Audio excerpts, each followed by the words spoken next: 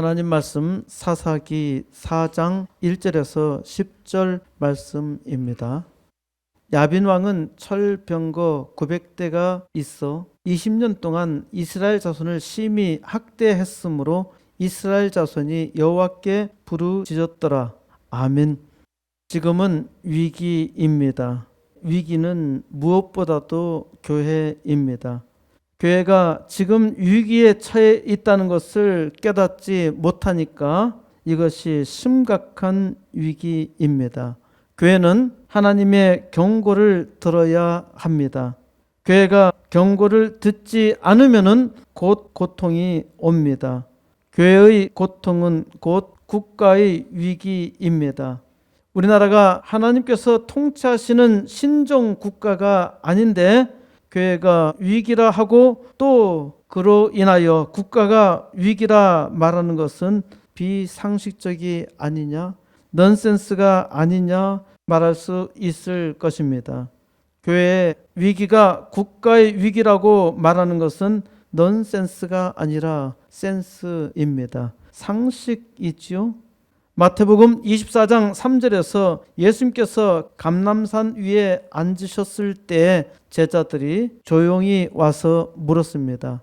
세상 끝에는 무슨 징조가 있사오리이까?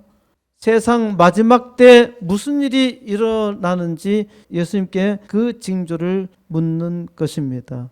8절에서 예수님은 재난의 시작에 대해서 이렇게 말씀하십니다. 그때 사람들이 너희를 환난에 넘겨주겠으며 너희를 죽이리니 너희가 내 이름 때문에 모든 민족에게 미움을 받으리라. 그때 많은 사람이 실족하게 되어 서로 잡아주고 서로 미워하겠으며 거짓 선지자가 많이 일어나 많은 사람들을 미혹하겠으며 불법이 성함으로 많은 사람의 사랑이 식어지리라.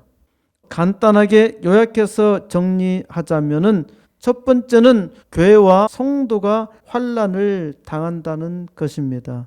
둘째는 사람들이 서로 싸운다는 것이에요. 셋째는 거짓 선지자가 많이 일어난다는 것입니다. 마지막 넷째는 불법이 왕성하다는 것입니다. 이 네 가지가 현재 다 일어나고 있지요. 교회가 지금 환난을 당하고 있습니다. 사람들마다 서로 싸우고 있어요.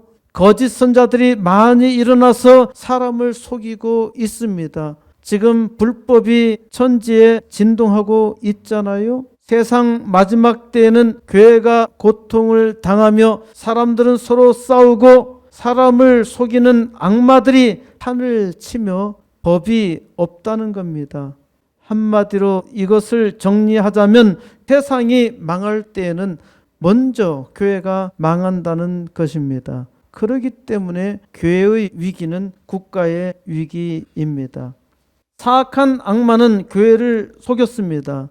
몇 가지 역사적 단편만 보아도 이는 아주 분명합니다. 아주 사악한 교황이나 사이비 교회 지도자가 있었지요. 20세기 초에는 히틀러가 하나님의 나라를 위하여, 히틀러의 명분은 히틀러의 나의 투쟁이라고 한 책을 보면은 하나님의 나라를 위하여, 히틀러는 하나님의 나라를 위하여 라는 명분으로 교회를 속였습니다. 그리고 수많은 사람을 전쟁에 몰아넣어 서로 싸우고 죽게 했지요.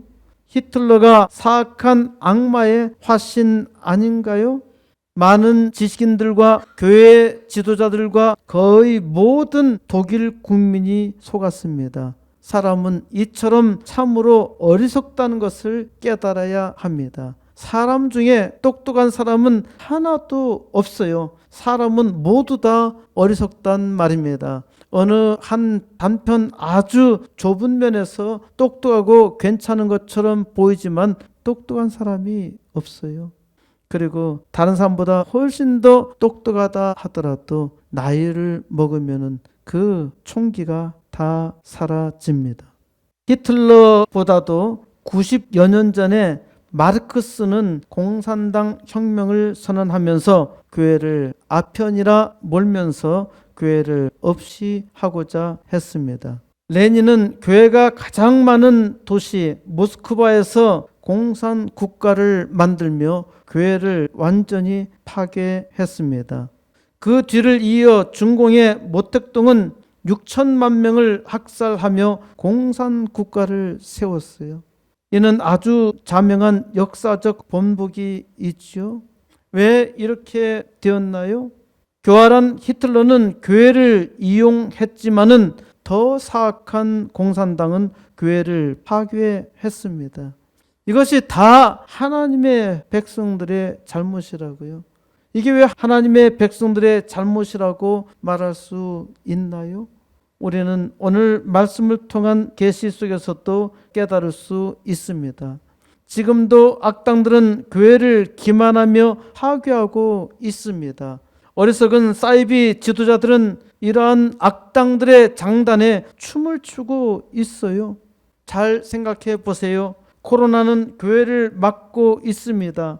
이 코로나 누가 만들었나요?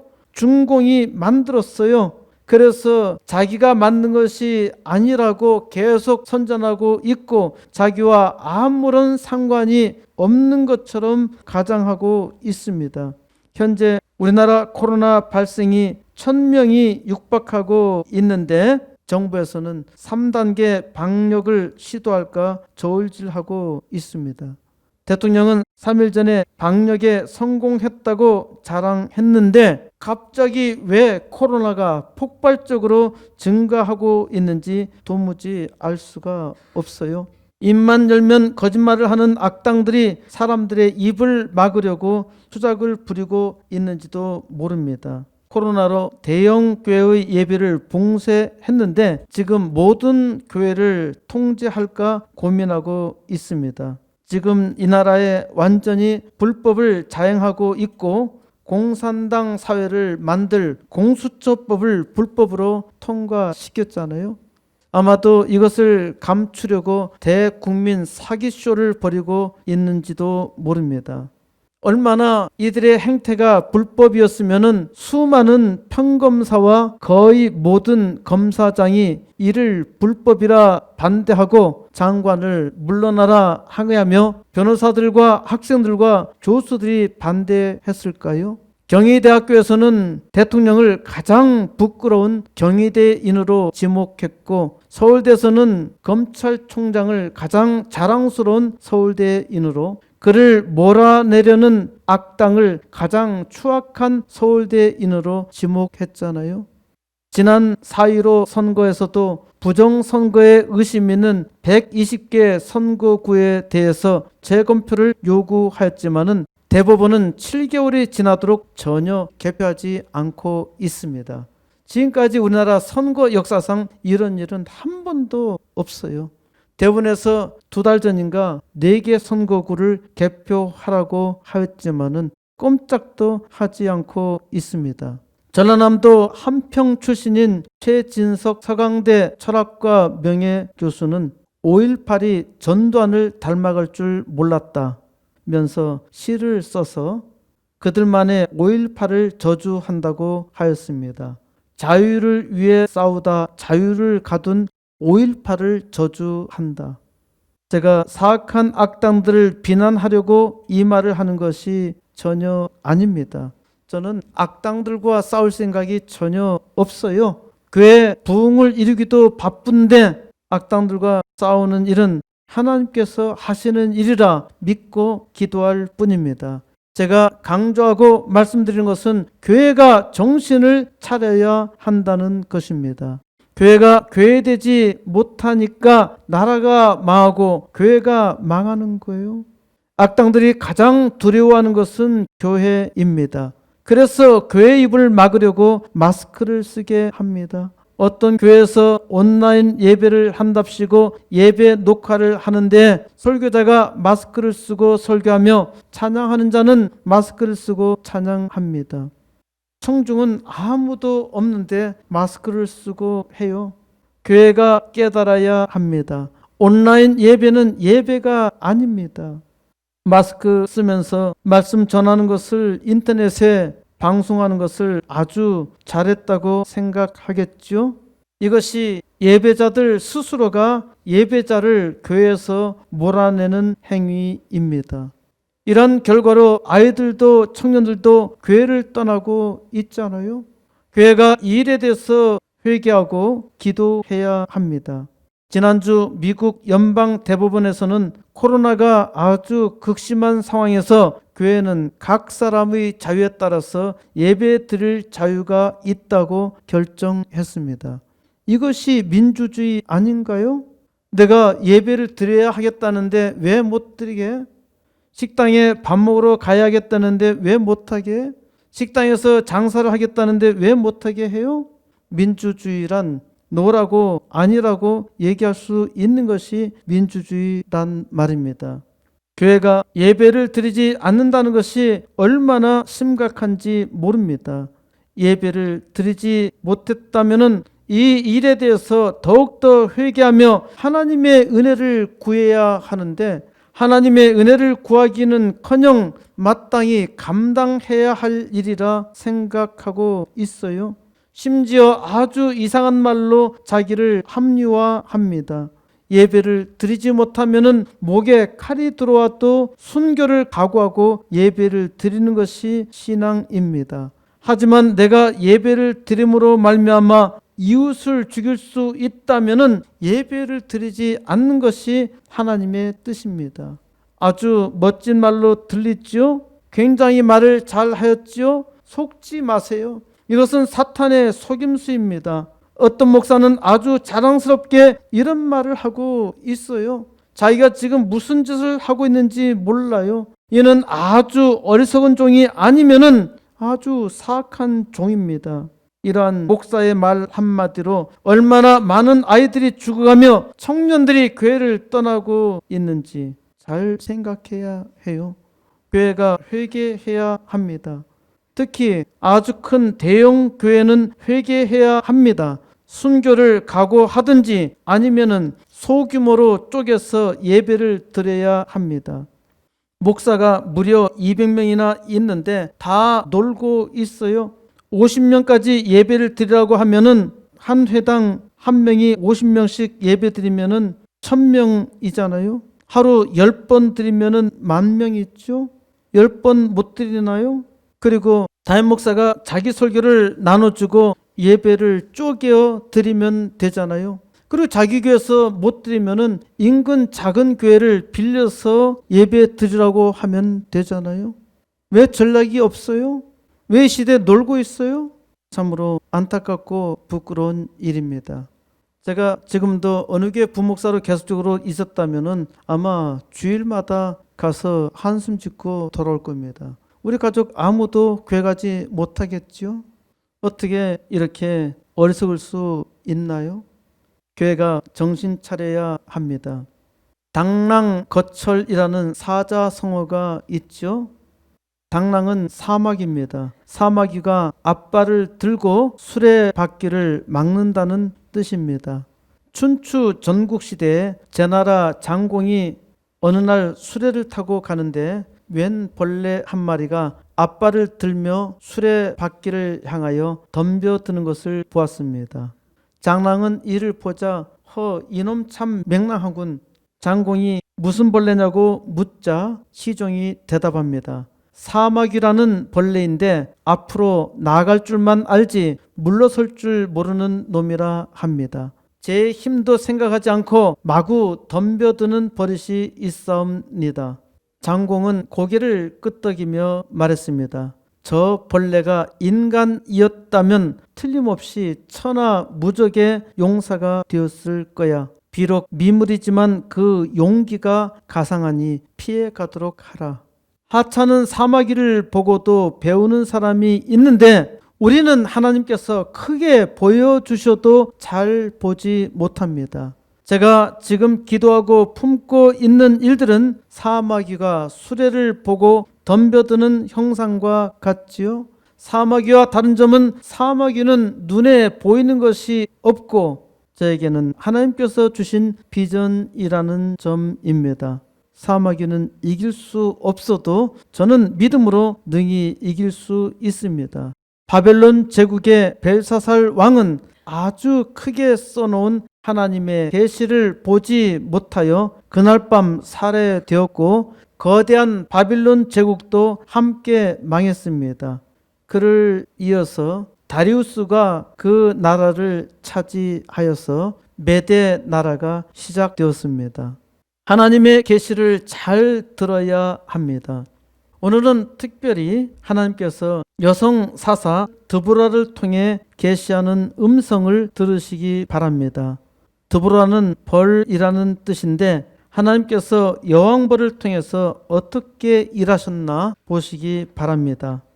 사사기 4장 1절입니다. 에웃이 죽으니 이스라엘 자손이 또 여호와의 목전에 악을 행하매. 에웃은 이스라엘의 2대 사사였습니다. 하나님께서 여호수아 장군과 갈렙 장군이 죽은 후에 사사를 통해서 이스라엘을 다스렸던 것이죠. 하나님께서 사사 에웃과 함께 하시니 이스라엘은 80년간 태평하였습니다. 하나님께서 사사를 통해 일하셨고 사사가 살아있는 동안에는 하나님이 지키셨습니다. 그런데 에웃이 죽었어요. 그러니까 이스라엘은 또 방황합니다. 이스라엘 자손이 또 여호와 하나님의 목전에 악을 행하였습니다. 사람은 잠시라도 은혜에서 떨어져 있으면은 하나님의 말씀을 듣지 않으면은 악을 행합니다. 지금 코로나로 인하여 하나님의 백성들이 말씀을 듣지 못하니 악을 행하게 되어 있어요. 교회에 가지 않으면서 하나님의 말씀에서 점점 멀어집니다. 그러다가 교회 안 나가 성도, 가난한 성도가 되겠지요? 사람들마다 신압으로 늪에 빠져 들어가듯이 악에 점점 빠지고 있는 것입니다. 우리가 얼마나 악에 빠져 있는가 그것을 잘 모릅니다. 사람이 악에 빠져 있다는 사실을 어떻게 알 수 있을까요? 이 질문에 대한 힌트입니다. 사람이 건강을 깨달으려면, 건강하다는 것을 깨달으려면 무엇이 필요하다고 생각하나요? 아주 건강한 사람은 이것이 없이는 자기가 건강한 줄 알지요? 2절 여호와께서 하솔에서 통치하는 가나안 왕 야빈의 손에 그들을 파셨으니 그의 군대 장관은 하루셋 학고임에 거주하는 시스라요. 하솔은 갈릴리 바다 서북쪽 16km 지점에 있는 납달리 지파에게 분배되었던 북부 팔레스타인 지역입니다. 하나님께서 하솔에서 통치하는 가나안 왕 야빈의 손에 이스라엘 백성을 파셨습니다.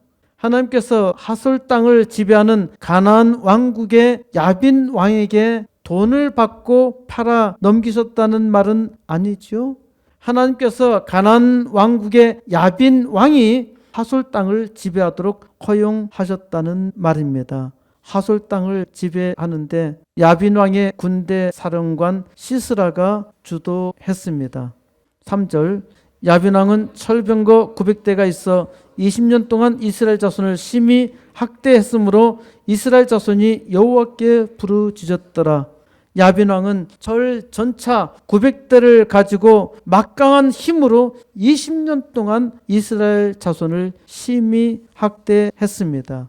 이스라엘 자손이 고난을 당하니까 그제서야 하나님께 부르짖습니다. 사람은 평안할 때 잘 깨닫지 못해요. 자기가 악하다는 것을 깨닫지 못합니다. 커다란 시험이 오면은 그제서야 깨달아요. 참으로 어리석죠. 건강할 때 건강을 잘 지켜야 하는데 또 하나님의 은혜가 넘칠 때 하나님의 풍부한 은혜에 감사하며 더욱더 하나님의 영광을 나타내야 하는데 사람들은 그러지 못합니다. 참으로 어리석다는 것이죠. 사람은 병이 들어야 건강의 소중함을 깨닫고 고통을 당해 보아야 자유의 소중함을 깨닫습니다. 우리는 일본 제국주의에 40년 동안 고난을 당했고 공산당에 의해서 천만이 상해를 당했는데 지금 모두 다 잊었습니다. 저도 별로 고통당한 일은 없지만은 역사를 보면서 고통당하고 싶지도 않고 또 우리의 후손도 고통당하게 하고 싶지 않습니다. 그래서 사마귀처럼 수레를 막으려고 무모한 짓을 하고 있는지 모릅니다. 이것은 하나님께 믿음이 없는 사람의 생각이죠. 오직 하나님의 은혜로 이 사악한 세상을 바꾸고자 부지런히 기도합니다. 하나님께 부르짖어 기도합니다. 하나님께 부르짖을 때 하나님이 들으셔요. 4절, 그때 납비스돗의 아내 여선지자 드보라가 이스라엘의 사사가 되었는데, 그때 납비스돗의 아내 여선지자 드보라가 이스라엘을 다스렸습니다. 드보라는 여선지자로 이스라엘의 4번째 사사가 되었습니다. 그러니까 선지자이면서 사사이고 여자였죠. 드보라는 납비스돗의 아내였습니다. 결혼한 몸이었어요. 옛날에 여자들이 얼마나 무시당했습니까? 최근래까지 와서 여성들은 무시당하고 지금도 무시당하고 있는 나라가 수두룩한데, 그때 당시에 여성이 사사가 되었다는 것은 대단히 놀라운 일이죠. 여성 지도자로서 모세의 누이 미리암이 활동한 바는 있었지만은 그것은 어찌 보면은 모세의 덕 때문이라고 할 수도 있겠습니다. 사사 여선지자 드보라는 뿌리도 없이 하나님의 선지자로 부름을 받았는데, 하나님께서 하나님의 일을 하는데 남녀 차별을 두지 않고 일하신다는 것을 보여주시죠. 그리고 세상에 능력 있는 자가 아니라 참으로 약한 자를 통해서도 하나님께서 일하심을 증거하고 있습니다. 5절, 그는 에브라임 산지 라마와 베델 사이 드보라의 종려나무 아래에 거주하였고 이스라엘 자손은 그에게 나아가 재판을 받더라. 드보라는 에브라임 산지 라마와 베델 사이 드보라의 종려나무 아래에 좌정하였습니다. 거기서 이스라엘 자손은 드보라에게 나아가서 재판을 받았지요. 드보라는 여자였지만은 선지자로서 하나님의 영감이 풍성하였고, 또 사사로서 자기 백성들의 어려움을 총기 있게 잘 재판하였다는 것을 볼 수 있습니다. 그렇기 때문에 이스라엘 백성들은 드보라를 선지자로 또 사사로 신뢰하며 나왔던 것입니다. 6절, 드보라가 사람을 보내어 아비노함의 아들 바락을 납달리 게데스에서 불러다가 그에게 이르되, 이스라엘의 하나님 여호와께서 이같이 명령하지 아니하셨느냐? 너는 납달리 자손과 스불론 자손 10,000명을 거느리고 다볼산으로 가라. 드보라가 납달리 땅 게데스, 지금 야손 왕이 침략해 있는 땅에 사는 아비노함의 아들 바락을 불렀습니다. 이스라엘의 하나님 여호와께서 이같이 명령하지 아니하셨느냐? 하나님께서 여선지 드보라에게 말씀하셨다는 것이죠. 너는 납달리 자손과 스불론 자손 10,000명을 거느리고 다볼산으로 가라. 납달리 자손과 스불리 자손은 이 가나안 왕국의 위협을 받고 있는 족속이죠. 그 족속 10,000명의 군사를 데리고 바락 너는 다볼산에 집결하라고 명령했습니다. 7절, 내가 야빈의 군대장관 시스라와 그의 병거들과 그의 무리를 기손강으로 이끌어 내게 이르게 하고 그를 내 손에 넘겨주리라 하셨느니라. 그렇게 하면은 가나안 군대를 기손강으로 이끌어 너와 싸워 패배하게 하겠다는 것입니다. 다볼산은 갈릴바다 왼쪽 편에 있어요. 그리고 기손강은 이쪽에서 쭉 나가면은 지중해 쪽으로 빠지는 강입니다. 그러니까 지금 여선자 드보라가 가나안 군대를 기손강으로, 그리고 공격은 다볼산에서 바락으로 하여금 하게 한 것입니다. 기손강에서 싸운다는 것은 어찌 보면 이 시스라 장군이 배수진을 치고 있다는 것이죠. 배수진은 병법에서 절대로 금한 전략입니다. 삼국지에 보면은 배수진으로 한번 싸워서 이기는 것이 나오는데, 우리는 일본과의 이란 임진 침략 전장에서 충주 탄금대 남한강에서 배수진을 치다가 신립 장군이 전사하여 죽습니다. 추풍령에 넘어가기 굉장히 힘드는데 그 골짜기에다가 진을 치지 않고 실립 장군이 왜 적들을 다 끌어가지고 거기에 탕금대 와서 거기서 어리석게 싸워서 패배했는지 역사적으로 상당히 의문입니다.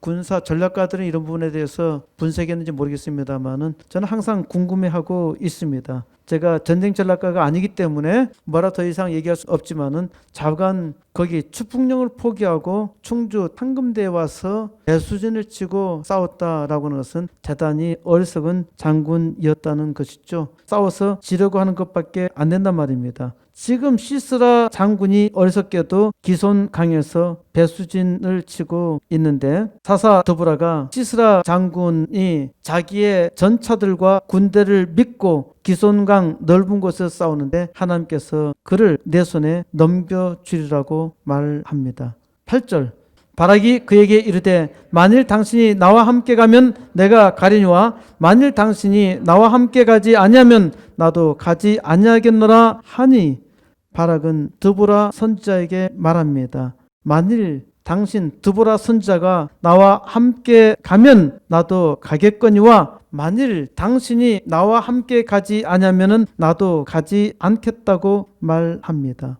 바락은 남자잖아요. 드보라 선지자는 여자잖아요. 근데 전쟁터에 여선지자 드보라와 같이 가야만 자기가 가야겠다고 말합니다. 왜 이렇게 말했을까요? 일단 바락이 가겠다고 말한 것은 사사 드보라의 말을 믿었다는 것이죠. 하지만은 완전히 믿은 것은 아니라고 보입니다. 그러니까 사사 드보라가 간다면은 하나님의 계시가 확실히 있다는 것이고 그렇지 않으면은 자기 혼자 가서 자기만 죽고 말 것이라 생각했던 겁니다. 사람의 생각으로 볼 때는 자기의 군사 10,000명으로는 시스라 장군을 이길 수 없다 판단했던 것이죠. 이것이 사람의 생각입니다. 하지만 하나님의 여선지자를 믿었기 때문에 만일 나와 함께 가겠다면은 나도 가겠다고 말합니다. 적어도 이 정도의 믿음은 가지고 있어야 하지 않나요? 9절 이르되 내가 반드시 너와 함께 가리라. 그러나 내가 이번에 가는 길에서는 영광을 얻지 못하리니 이는 여호와께서 시스라를 여인의 손에 파실 것임이니라 하고 드보라가 일어나 바락과 함께 게데스로 가니라. 드보라는 내가 반드시 너 바락과 함께 가겠다고 말합니다. 그러나 이번에 내가 가는 여정에서는 영광을 얻지 못할 거야. 무슨 말입니까? 이는 여호와 하나님께서 시스라 장군을 너의 손에 넘긴 것이 아니라 여인의 손에 파실 것이야. 여인의 손에 맡겨주셨다는 말입니다. 그러니까 바락 장군이 시스라 장군을 잡지 못한다는 말입니다. 시스라 장군은 하나님께서 한 여인의 손에 맡기셨다는 것입니다. 15절로 가면은 여호와께서 바락 앞에서 시스라와 그의 모든 전차와 그의 온 군대를 칼날로 쳐서 혼란에 빠지게 합니다. 그때 시스라 장군은 전차에서 내려 걸어서 도망갑니다. 전쟁은 하나님께 달려 있습니다. 하나님의 백성은 내가 싸우기는 하나 하나님께서 나를 대신하여 싸운다는 것을 믿어야 합니다. 시스라 장군의 온 군대는 다 죽었고 한 사람도 남지 않았습니다. 시스라 장군만 도망하여 하솔 왕 야빈과 친한 겐사람 헤벨의 아내 야엘의 장막에 숨었습니다. 그러니까 시스라 장군이 도망가서 자기의 왕과 친한 헤벨의 집 그 아내가 사는 장막에 숨었습니다. 시스라 장군이 깊이 잠들었어요. 그때 헤벨의 아내 야엘이 장막 말뚝을 가지고 손에 방망이를 들고 와서 관자놀이에 박아서 죽입니다. 참 희한한 일이죠. 어떻게 이러한 일이 일어날 수 있나요? 이게 사람이 하는 것이 아니라 하나님께서 하신 일이에요. 바락 장군으로 하여금 용사 시스라 장군을 잡게 한 것이 아니라 아주 힘이 없는 여자 야엘의 손을 통해서 시스라 장군을 죽입니다. 하나님께서 하신 일이죠. 10절 바락이 스불론과 납달리를 게데스로 부르니 10,000명이 그를 따라 올라가고 드보라도 그와 함께 올라가니라. 이제 바락 장군이 스불론과 납달리 자손을 게데스로 불러 모았더니 10,000명이 따라왔고 드보라 여선지자도 함께 갔습니다. 마침내 바락 장군은 가나안 왕국 야빈 왕을 진멸하였습니다. 그래서 그 땅이 40년 동안 평온을 누립니다. 뒤따르는 사사기 5장은 사사 드보라와 바락 장군의 노래로 이기에 하시는 하나님을 찬양합니다.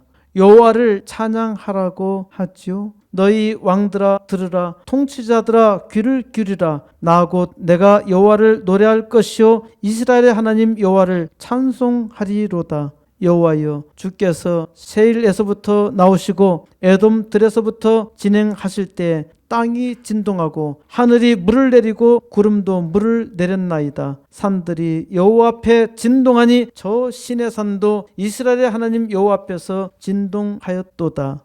천지를 진동시키시는 분은 하나님이십니다. 하나님의 은혜를 맛본 사람은 하나님을 찬양하지요. 드보라의 노래 끝에 여호와여, 주의 원수들은 다 이와 같이 망하게 하시고 주를 사랑하는 자들은 해가 힘있게 도둠 같게 하시옵소서. 이것이 바로 제 기도입니다. 하나님이여, 이 위기의 때에 주의 원수들은 다 이와 같이 망하게 하시고 주님을 사랑하는 자들은 해가 힘있게 도둠 같게 하시옵소서. 하나님이여, 이 땅에 부흥의 역사를 이루시옵소서. 하나님을 조롱하는 자들은 다 망하게 하여 주시고 하나님의 큰 역사 속히 이루시사 이 땅에 부흥의 역사를 이루어 주시옵소서. 주의 원수들은 다 이와 같이 망하게 하시고 하나님을 사랑하는 자로 그 복된 해가 힘있게 돋게 하시옵소서. 하나님의 백성들은 하나님 앞에 간구합니다. 하나님께 부르짖습니다. 여호와께 부르짖었더라. 하나님의 백성들은 고통스러울 때 하나님께 부르짖으며 기도하지요. 하나님께서는 반드시 들으십니다. 하나님은 족보도 없고 뿌리도 없는 연약한 여자 드보라를 선지자로 사사로 세우셨습니다. 하나님께서 일하심을 나타내기 위한 것이죠.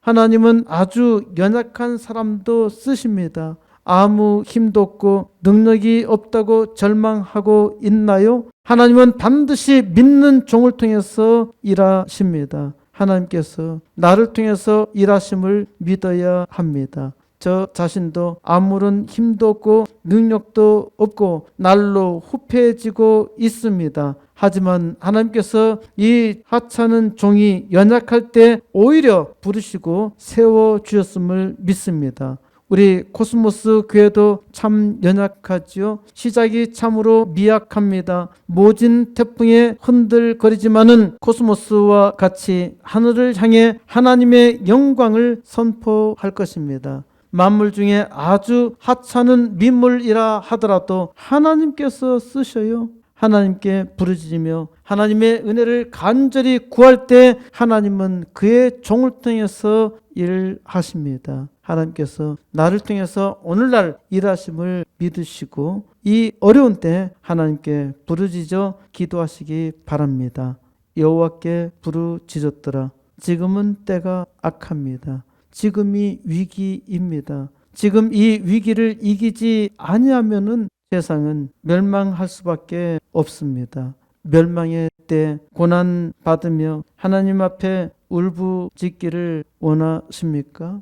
멸망의 때가 이미 임했습니다. 이때 바로 이때에 하나님께 부르짖어 하나님께서 크게 역사해 주시기를 간구해야 합니다. 교회가 지금 부르짖어야 합니다. 교회가 함께 기도할 때 하나님께서 들으십니다. 지금 하나님의 역사를 나타낼 때입니다. 2020년도 이제 저물어가고 있습니다. 2020년이 끝나기 전에 하나님께서 우리 코스모스 교회를 통해서 80개 개척교회의 부흥과 2개 학교 세우는 일을 시작하게 해 주실 것을 믿고 기도해야 합니다. 여전히 미련하며 부족합니다. 하지만 하나님께서 함께 하시면은 즉시 하나님의 위대한 역사 이루실 줄 믿고 하나님 앞에 간절히 부르짖으며 기도하고 있습니다. 다 이 일을 위해서, 이 땅의 교회 부흥을 위해서 함께 기도해야 합니다. 하나님은 기도하는 종을 통해서 바꾸시고 세상에 하나님의 영광을 선포하십니다. 이제 하나님의 은혜를 믿고 그 은혜로운 역사가 이 땅에 속히 임하실 것을 확신하는 주의 종을 통해서, 주의 종의 부르짖는 기도를 통해서 하나님께서 속히 이 땅에 부흥의 역사 이루시기를 우리 주 예수 그리스도의 이름으로 간절히 축원드립니다.